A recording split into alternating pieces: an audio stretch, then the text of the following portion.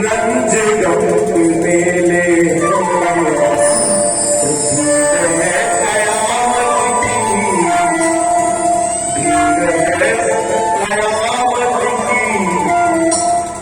ये शब्द नहीं है, ये आप सोचिए फिल्म का गाना है, ये आपकी विमूर्खता है। क्यों? इसके शब्द समझिए, क्योंकि ये कवि लिखता है और कवि की भूमिका होती है। शब्द क्या कह रहे हैं, अपने छाती से स्पर्श कराओ इन शब्दों को। जिंदगी की राहों में रंज गम के मेले हैं, भीड़ है कयामत की, भीड़ है कयामत की, और अकेले हैं। जिंदगी की राहों में रंज गम के मेले। ये शब्द जब हम सुनते हैं ना, मेरी छाती को बहुत छूते हैं। मैं गुनगुनाता हूँ, अकेले बैठता हूँ, वो भी ये करता हूँ। जब मैं कोरसा में आया था तो मेरे पास मात्र 10 आदमी थे, लेकिन मैंने मेहनत कर करके आज इतनी बड़ी भीड़ जुटाई है। लेकिन मुझे ये मालूम है कि ये भीड़ कल तक ही मेरे साथ है। जब मैं परसों चला जाऊंगा तो इस भीड़ को भी मुझे छोड़ना पड़ेगा, क्योंकि जिंदगी का ये सिद्धांत है। आप चाहे जितनी बड़ी भीड़ में बैठ लेना, लेकिन एक दिन को तुम्हें छोड़ना पड़ेगा। प्यारी और थोड़ी मुलाकात बस कल तक की हो रहे, सच्चाई है। राजा दशरथ ने कहा, देवी ये भीड़ और महफिल मेरे काम की नहीं, अब तो ये कोई मेरे काम की नहीं है, अब तो बस हो गया। देख लिया संसार हमने, देख लिया संसार, देख लिया मतलब के हैं सब यार हमने, देख लिया तन निरोग धन जेब में जब तक, मन से सेवा करेंगे कब तक, और झूठे हैं सब यार हमने देख लिया। देवी बस अब हमारी तुम्हारी यही अंतिम मुलाकात थी। और दशरथ ने हाथ जोड़ के कहा, देवी जीवन में जो भी हमने तुमसे पति के रूप में तुमसे हम शब्द कहे हो, देवी तू राम की जननी है, मुझे राम कर देना। कौशल्या का धीरज लेना, स्वामिनी तुम्हें क्या कह रहे हो? इतना कहते बाबा गोस्वामी जी कहते हैं, 6 बार राम राम का बोल राम राम कही राम कही राम राम कही राम, तनु पर हर रघुवर विरह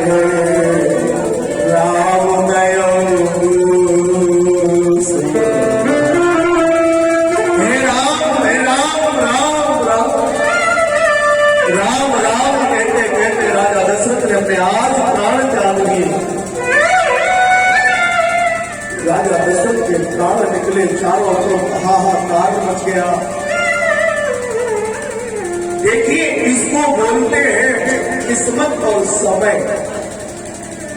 एक बेटा नहीं था जब राजा दशरथ के पास, जब बेटा से सुना तब राजा दशरथ रोते थे कि एक बेटा हो जाए जो जिसके सामने हमारे प्राण निकले। लेकिन चक्रवर्ती राजा दशरथ जैसा सम्राट आदमी भी विधि के विधान से आगे नहीं निकल सकता।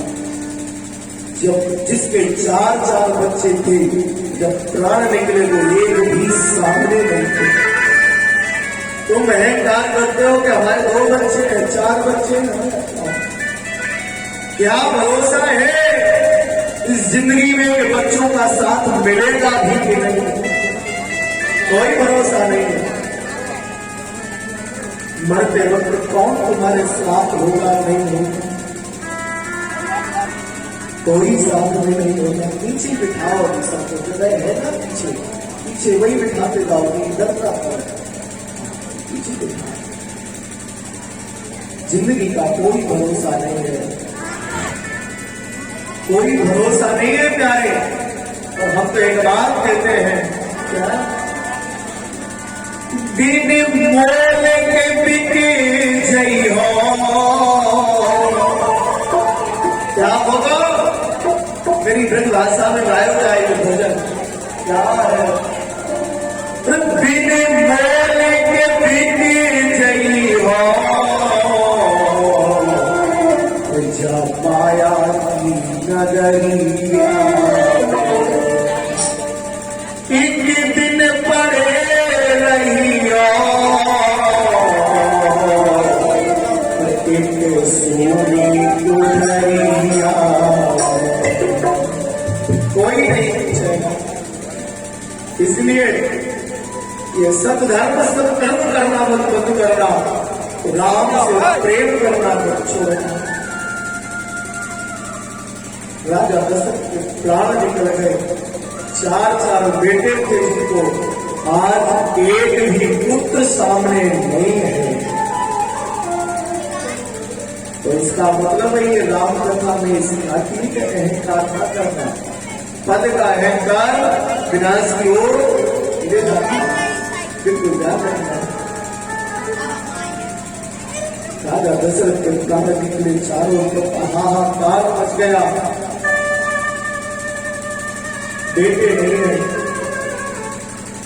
गुरु जी आए और गुरु जी ने तेल नाव भरी व्रत कर,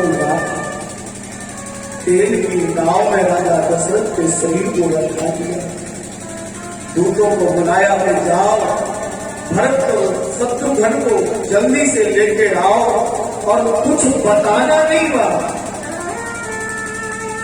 कुछ कहना नहीं कर दिया है, बस ये कह देना कि तुम्हें गुरु जी ने बुलाया है। किसने बुलाया? गुरु जी ने बुलाया है, बस इतना ही कह देना। दूत इधर से दौड़े हैं, इधर से दूत दौड़े, उधर भरत जी को अपशगुन दिखाई देने लगे। सुने मोने आया धावन धाए, चले वेद पर बाजी रजाए। दूत इधर से दूत दौड़े, उधर भरत जी रात को 2-4 दिन से स्वप्न देख रहे हैं। रथे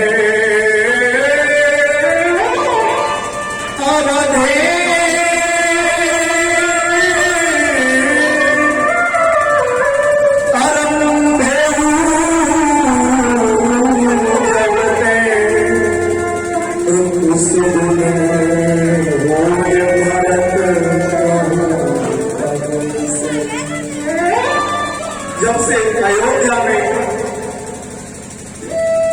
ये अपशगुन हुए हैं,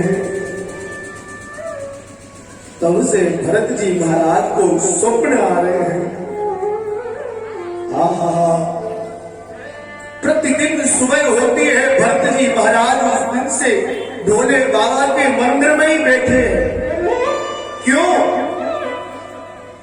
संसार में एक ऐसे भोले बाबा देवता है तो कितनी बड़ी से बड़ी भाभी हो, भोले बाबा बेच सकते हैं। भाभी को बेच सके त्रिपुरारी पहुंच गए, भोले बाबा की पिंडी को पकड़ लिया। कहते हैं अरे आस तो से तुम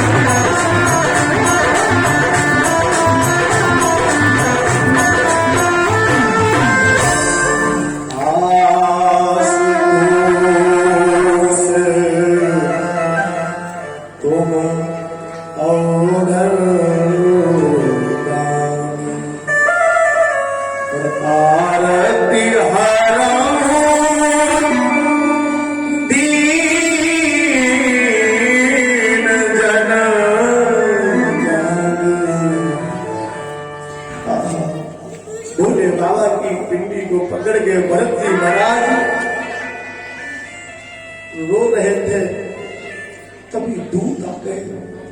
दूतों ने प्रणाम किया, भरत जी जल्दी चलो, तुम्हें गुरु जी ने बुलाया है। भरत जी सकुच ने, गुरु जी ने क्यों बुलाया? अरे बुलाते तो पिताजी बुलाते, कोई बात नहीं है, पिताजी कहीं गए होंगे तो मां बुलाती। अरे मां पिताजी दोनों लोग नहीं थे घर में तो भैया बुलाते, राम जी बुलाते। क्या बात है? आहा, जैसे ये कहा, विचार न करते हुए घोड़े पर सवार होंगे दोनों भाई अयोध्या की ओर दौड़ पड़े। पीढ़ी सोचते भारत मन प्रधान पहुंचे, गुरु अनुशासन श्रवण सुनी चले गणेश। आज जैसे ये सुना गुरु जी ने बुलाया, दौड़ पड़े।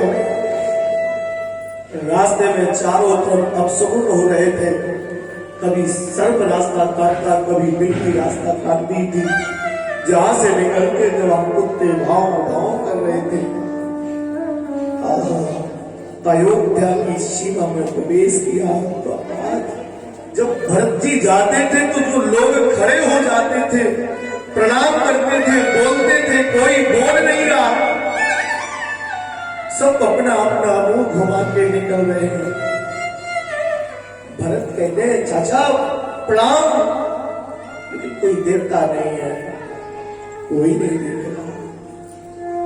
दुखी हो गए, हे विधाता क्या हो रहा है मेरे साथ, क्या हो रहा मेरे साथ? दौड़ते चले जा रहे, इधर भैया कहते पता चला बेटा आ रहा है, खुश हो गई, आरती लेके दरवाजे पर पहुंची, महल के गेट पर खड़ी है। भरत जी आए तो उतर गए, टीका किया, आरती की है। सज आरती मुदित उठे धाई, द्वारे भेंट भवन ले आई। आहा, भवन में लेके आई। भरत जी बैठे थे, लाला सब ठीक है? हाँ भैया, ननिहाल में सब अच्छा है। मां, लेकिन मुझे तुम्हारे अपने अयोध्या में कुछ अजीब सा लग रहा है, अजीब सा लग रहा है। मां क्यों? मां बताओ ना हमें, कहूं कहां ताते? हे मां, पिताजी नहीं दिखाई पड़ रहे, कहां है? और मां पिताजी तो छोड़ो, कहां सब माता? हे मां, मैया भी नहीं दिखाई पड़ रही, दोनों कहां है? और कहां